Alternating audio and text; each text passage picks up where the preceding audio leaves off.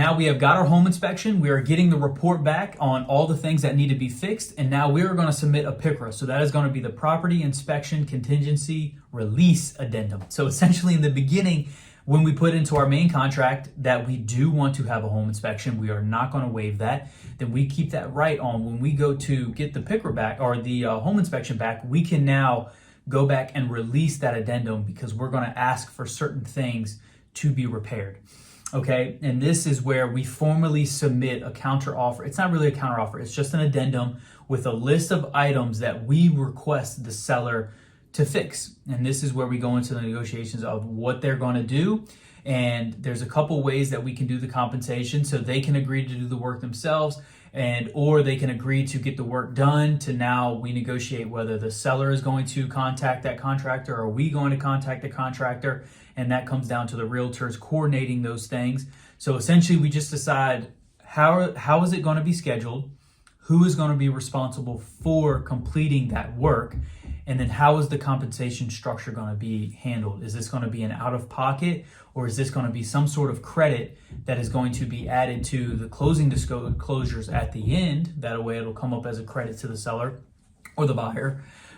Or are we just going to negotiate it off the purchase price? There's a dozen different ways these things can be negotiated, but the fundamental fact is at this point in the process, we are asking for repairs, and then we are going to see how those repairs are going to be compensated. And then once we agree on that, the next step is the appraisal. We don't really need to go into that much. All that's going to be because the bank schedules that. We don't really have much hands-on. On the home inspection and the PICRA, we are involved. We are present during those things. But the appraisal is scheduled by the bank. They come out, they get a certified appraiser, and they make sure that the purchase price is actually going to be relevant to the price of the property. So they will value the property, and we make sure that as long as our purchase price matches the appraisal, the bank will fund it. The issues that do arise are going to be if the appraisal comes back less than the purchase price.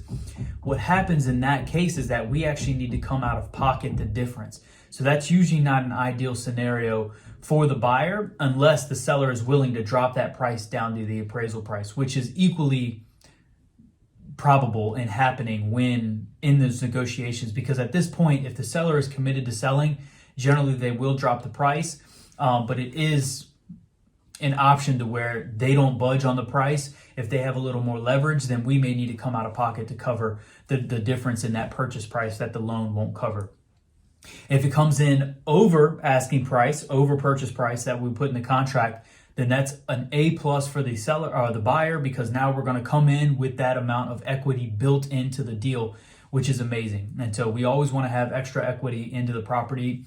And with the appraisal, that's only sent to us. So our lender, who we're working with, orders the appraisal, and then that doesn't go to the seller. So if it comes back over, the seller won't know. We keep that on our end. But once we get the PICRA agreed upon and written off, we get the appraisal, and now we move to closing.